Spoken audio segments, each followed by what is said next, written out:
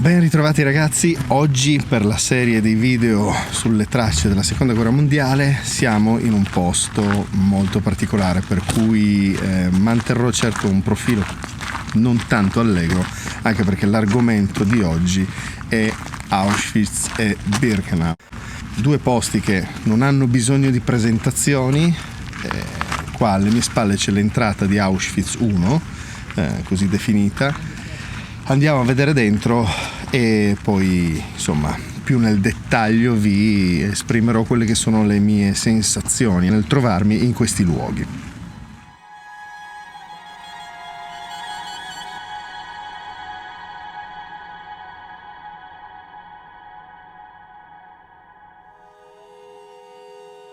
Il campo nacque nel 1940 come ulteriore luogo di reclusione per i detenuti, soprattutto polacchi, arrestati dai nazisti. Erano per lo più persone ritenute pericolose, intellettuali, uomini di fede, esponenti politici, ma anche prigionieri di guerra.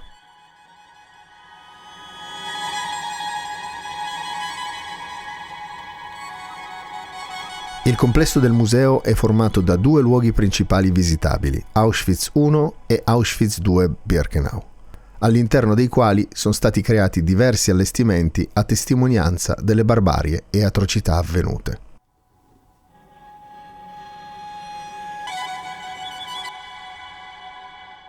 Personalmente non sono riuscito a visitare nel dettaglio ogni allestimento, anche perché l'insieme è immenso e in alcuni casi ho proprio avuto dei cedimenti.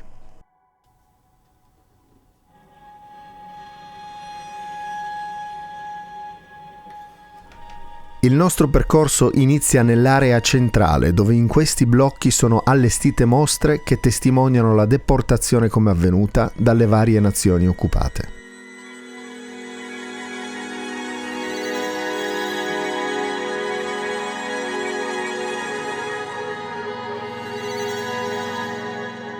Sono state realizzate e predisposte a cura dei singoli paesi nel corso degli anni e testimoniano il loro collegamento con la storia di Auschwitz.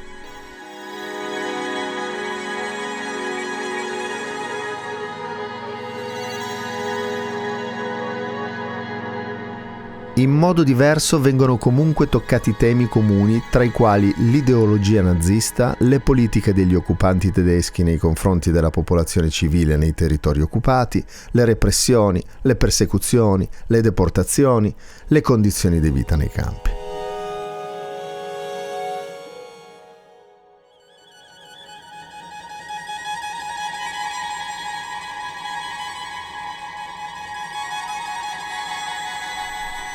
Vengono anche raccontati i movimenti di resistenza, le rivolte, le fughe, gli sforzi e l'impegno per documentare i crimini commessi ad Auschwitz.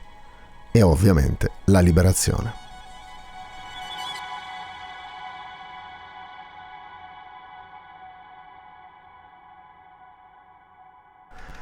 Sono tante le testimonianze e le diverse storie su chi erano queste persone anche prima della guerra, accomunate purtroppo da un tragico destino per la quasi totalità di loro.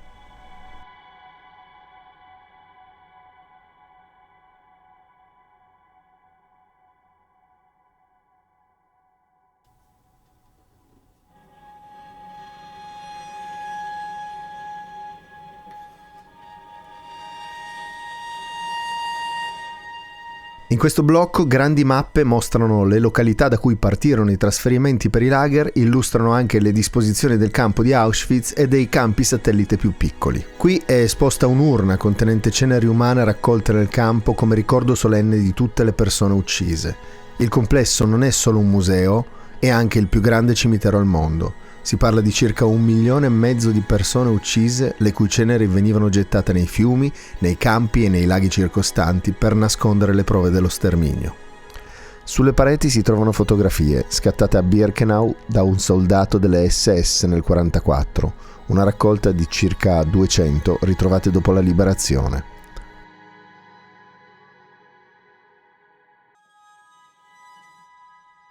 E poi il grande plastico che riproduce l'esterno e lo spogliatoio del crematorio 2 di Birkenau, del quale più avanti andremo a vedere i resti. A seguire nell'esposizione troviamo una vetrina contenente barattoli vuoti di Zyklon B, ritrovati dopo la liberazione. Molti altri erano pieni e pronti per essere utilizzati. 5-7 kg di Zyklon B erano sufficienti per uccidere da 1000 a 2000 persone in pochi minuti. Successivamente troviamo una camera di forte impatto emotivo dove non è ammesso riprendere. Sul sito ufficiale del museo potete trovare delle foto. Una grande vetrina racchiude circa 2 tonnellate di capelli tagliate alle deportate. I capelli venivano inviati in Germania per essere utilizzati prevalentemente per la produzione di filati. Alcune analisi effettuate dimostrarono la presenza di veleno. Dal momento in cui incominciò lo sterminio ebreo, molte persone vennero mandate alle camere a gas senza neanche essere registrate.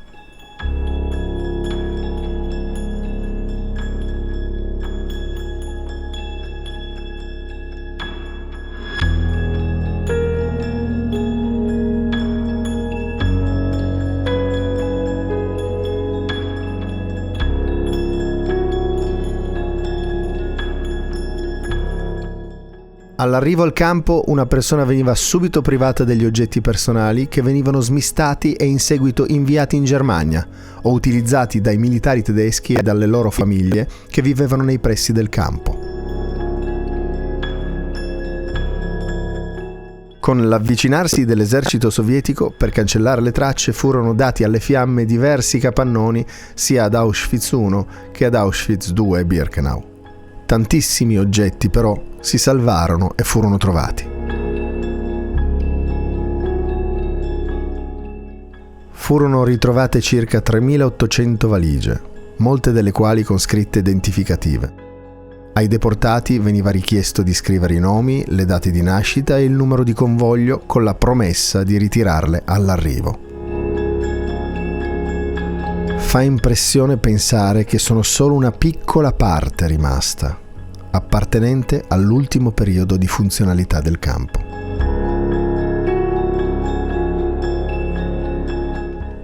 È sconvolgente vedere queste stanze piene di migliaia e migliaia di oggetti, ognuno dei quali appartenente a un bambino, a una donna, a un uomo che qui ha perso la vita.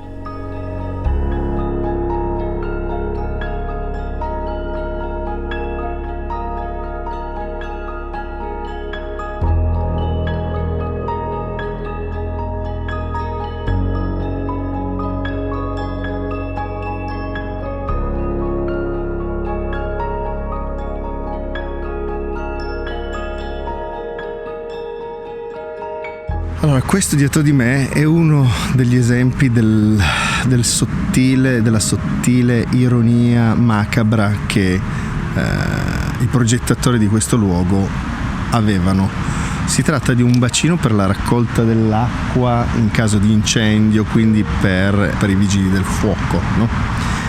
Ma è stato progettato, come vedete, con un trampolino per saltare, le docce in questa zona qua davanti e poi chiaramente le scale per risalire. Come anche scritto dal cartello, è stato fatto in questa maniera a somiglianza di una vasca, di una piscina. Voglio dire, ma quanto è macabro, ma soprattutto già la contraddizione in termini di una situazione di relax con questo fondo. Cioè è qualcosa di... sono queste le cose, come la calma di questi luoghi, cioè come l'apparente, tra virgolette, bellezza di questi luoghi. Le casette di per sé non è che sono i casermoni di Birkenau che andremo a vedere poi più tardi. Se non si contestualizzano, se non si pensa a cosa c'era all'interno, non sono neanche così brutte. Sembra il villaggio Leumann che c'è a Torino, che per chi lo conosce. Ed è proprio questo contrasto surreale che rende tutto ancora più grottesco e quasi impossibile da comprendere.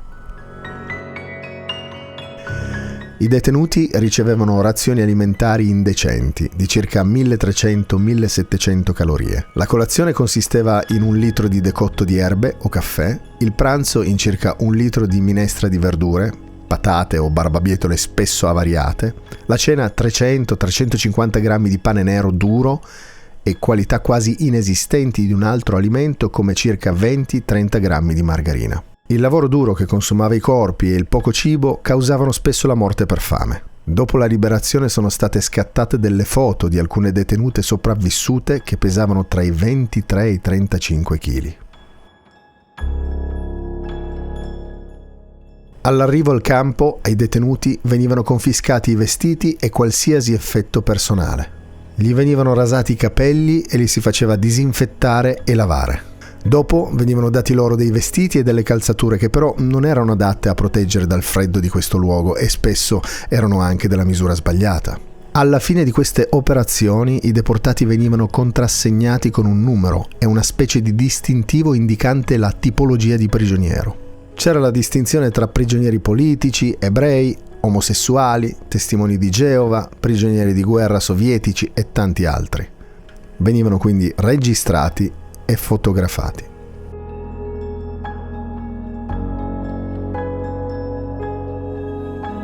Nel 1943, a causa dell'elevato numero di presenze, non vennero più fatte le fotografie ai deportati ebrei e fu introdotto il tatuaggio per quelli che non venivano immediatamente deportati alle camere a gas.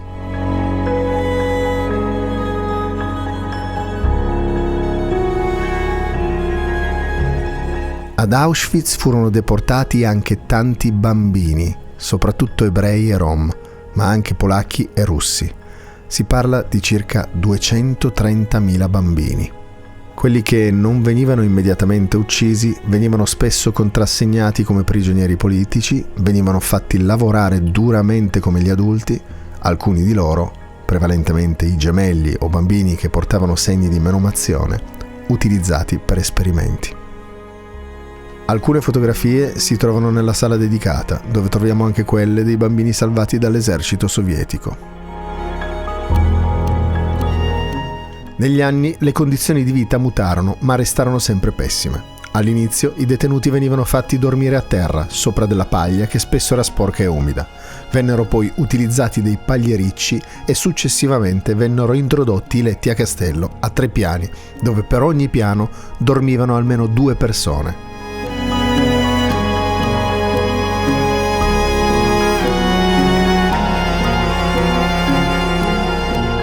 In questi spazi dormivano anche 200 persone e le condizioni igieniche erano precarie. Le latrine e i lavatoi erano in comune.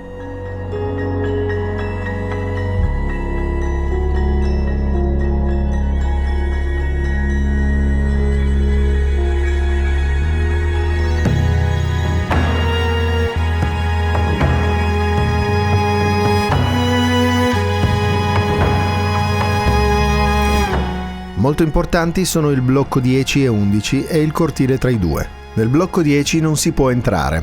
Qui venivano fatti gli esperimenti sulle persone.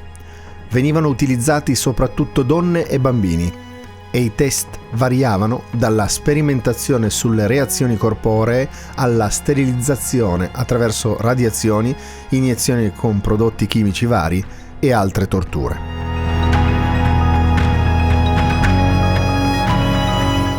Qui troviamo il muro della morte, dove le SS fucilarono migliaia di persone. In questo cortile avvenivano anche le fustigazioni e la pena del paletto, che consisteva nell'appendere i detenuti per le mani legate dietro la schiena. Al piano terra poi ci sono dei saloni dove si facevano i processi per direttissima e nel giro di poche ore le persone venivano giudicate e giustiziate. Mentre nelle altre sale si vede dove i prigionieri venivano fatti aspettare e spogliare prima della pena capitale. Anche nei sotterranei sono vietate le riprese. Troviamo ancora oggi diversi tipi di celle punitive definite speciali. C'è la cella dove i prigionieri venivano lasciati morire di fame. In un'altra cella tutta murata i detenuti morivano per assissia. Un'ulteriore cella era composta da 4 mini sottostanze 90 x 90 cm, nelle quali venivano chiusi fino a 4 prigionieri alla volta, che erano costretti a stare in piedi al buio senza lo spazio per muoversi. E troviamo anche il ricordo a padre Maximilian Kolbe, un sacerdote polacco che si sacrificò al posto di un altro prigioniero salvandogli la vita.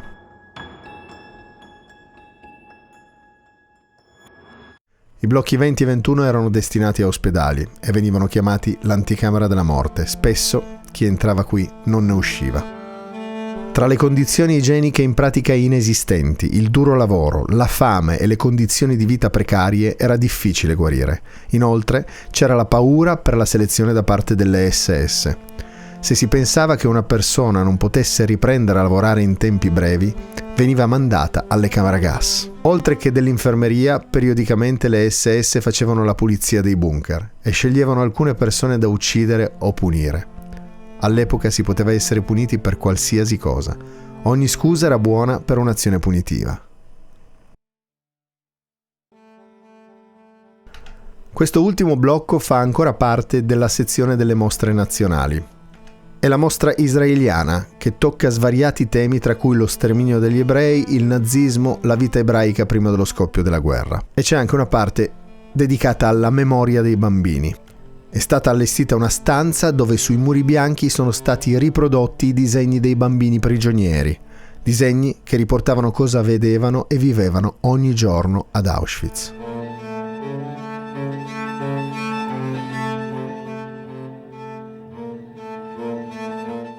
È agghiacciante vedere la testimonianza di impiccagioni, fucilazioni, corpi trasportati, aerei da guerra, persone armate e tutto negli occhi e nelle linee semplici di quei bambini.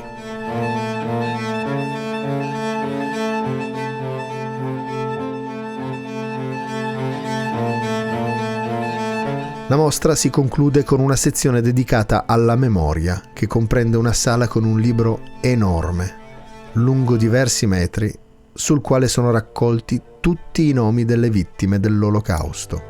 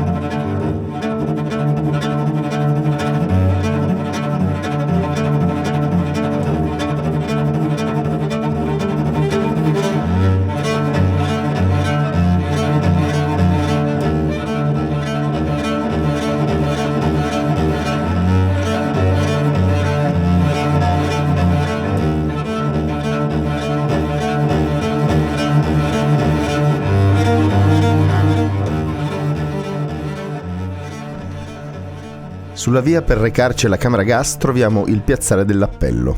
Durante gli appelli, che potevano durare anche diverse ore, le SS contavano i detenuti verificandone la presenza e spesso si compivano esecuzioni capitali sulla forca mobile o su quella collettiva, della quale si trova una riproduzione sul piazzale.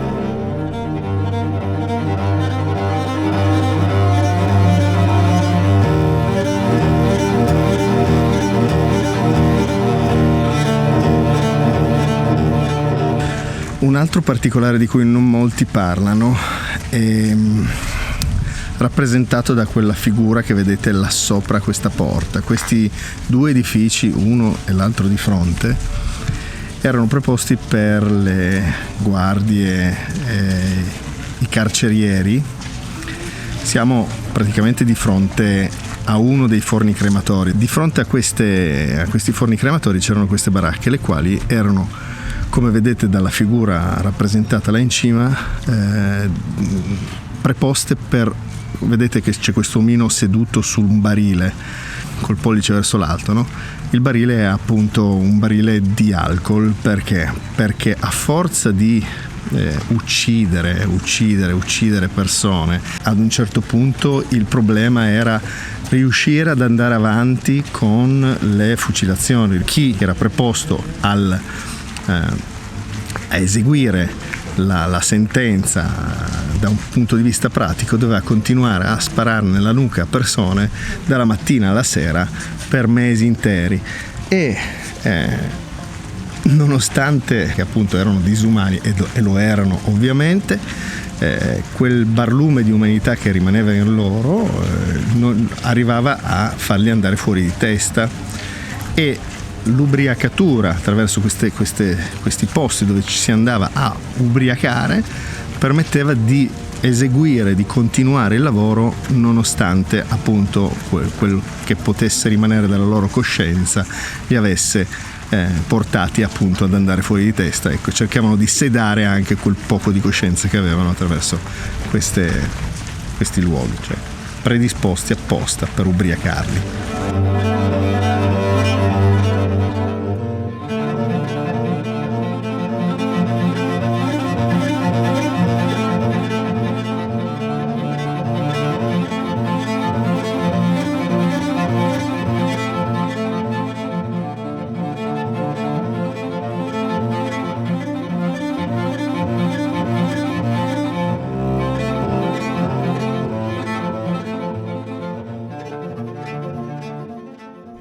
Il crematorio è situato al di fuori del recinto spinato del campo di concentramento.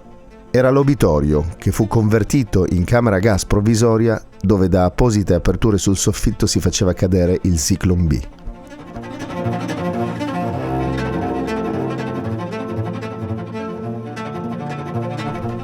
In alcuni punti dell'intonaco rimasto all'interno sono ancora visibili oggi i segni delle atroci unghiate dei condannati, incise durante la loro disperata agonia.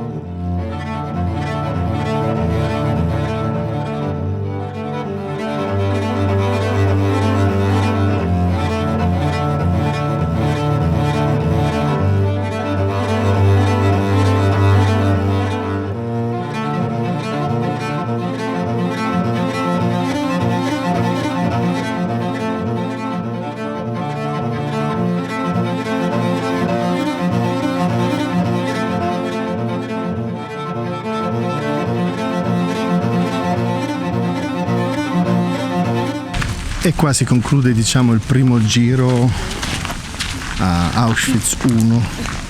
Passiamo adesso ad Auschwitz II, ovvero Birkenau.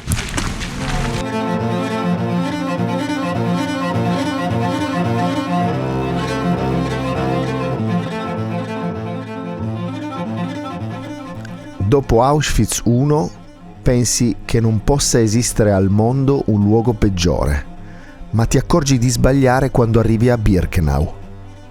L'immensità di questo luogo è disarmante.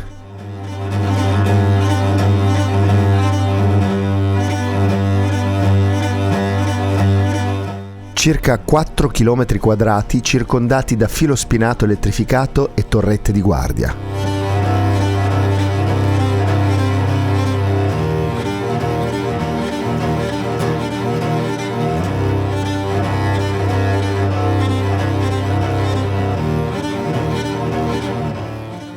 E nonostante molte baracche siano oggi distrutte, questo luogo ti dà subito la sensazione della sua vastità.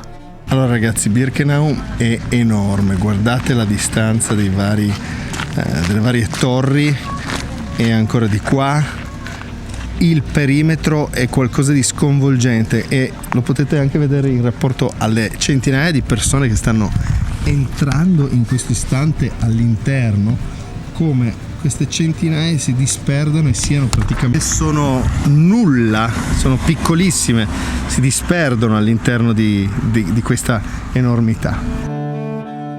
I lavori per la sua costruzione cominciarono alla fine del 41 ed entrò in funzione nel marzo del 1942. Come già detto in precedenza, dal 42 il complesso, formato da Auschwitz I e Birkenau, oltre a ricoprire il ruolo di campo di concentramento divenne il principale centro di sterminio di massa degli ebrei, dove la maggior parte delle persone deportate fu uccisa nelle camere a gas appena arrivata.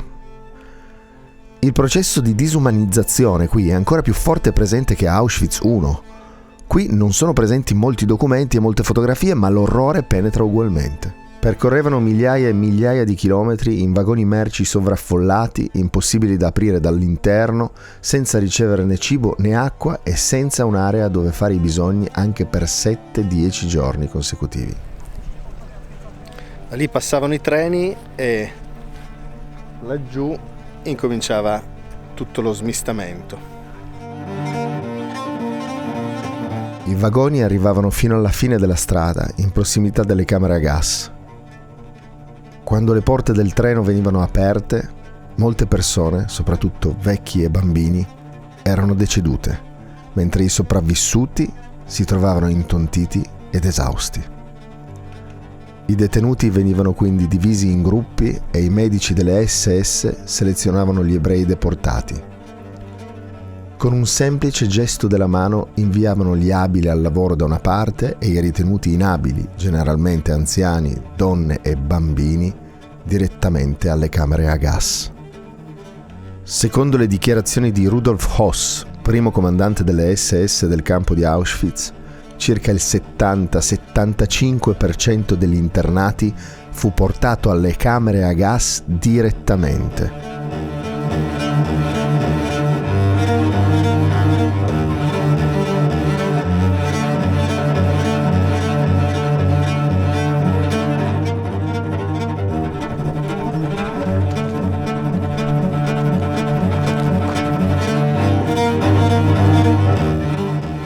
In quest'area erano contenute più di 300 baracche, anche se oggi ne sono rimaste solo 45 in muratura e 22 in legno.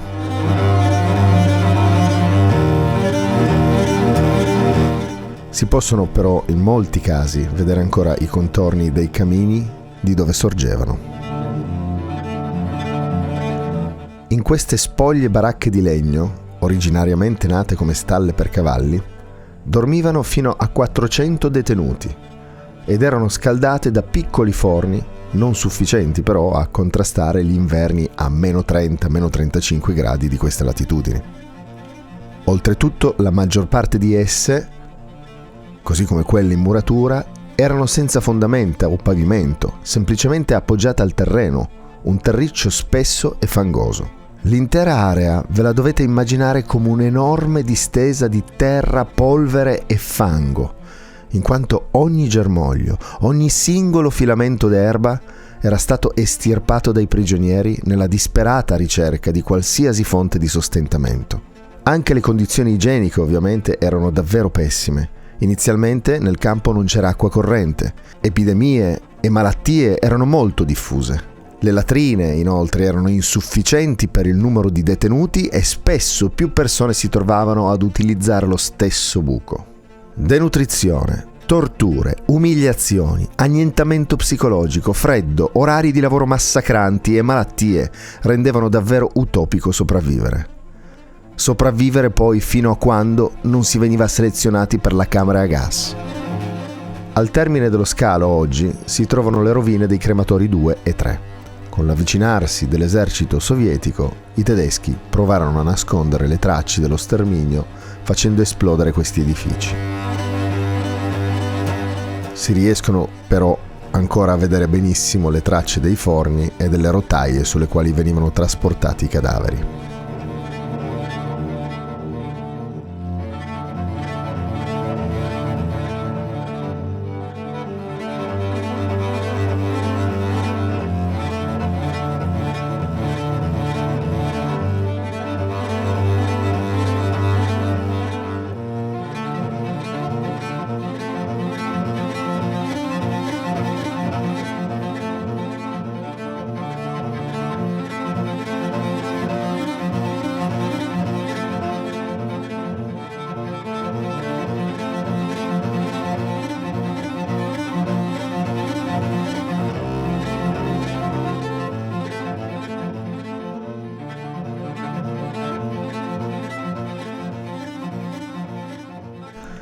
tra le due rovine sorge il monumento in memoria delle vittime, dove su queste lapidi è scritto un messaggio in tutte le lingue parlate dalle persone sterminate qui.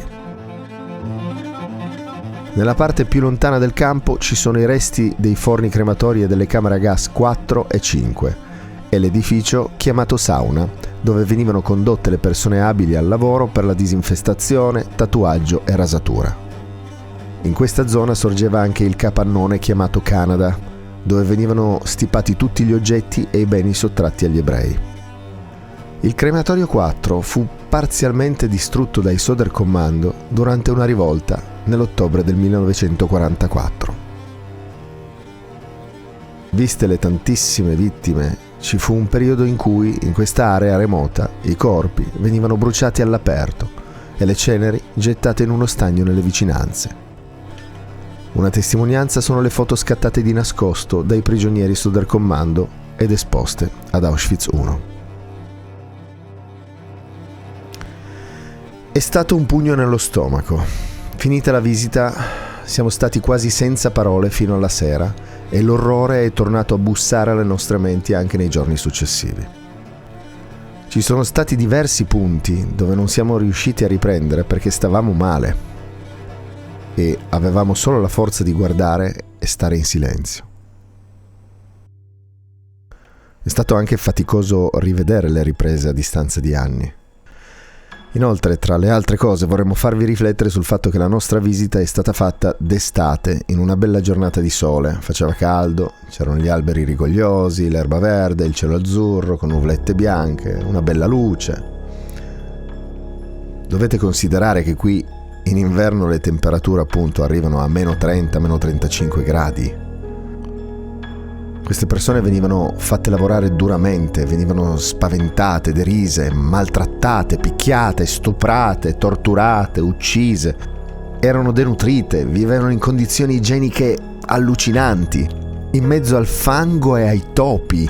Non avevano vestiti adeguati e a volte venivano fatti spogliare all'aperto. Vivevano in un luogo che magari gli aveva strappato gli affetti più cari davanti agli occhi. Venivano privati della loro libertà, privati della loro identità, privati della loro dignità. Non c'era pietà per nessuno, neppure per i bambini.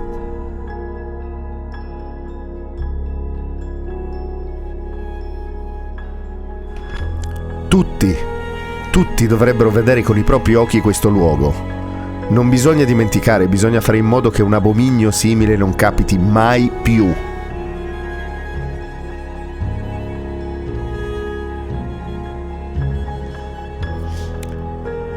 Sappiamo che molti staranno pensando che non possono farcela. Anche io lo pensavo, è perché non volevo soffrire. È una consapevolezza che colpisce e colpisce duro. Fa male, fa paura, fa soffrire, fa imbestialire, inferocire, fa vergognare.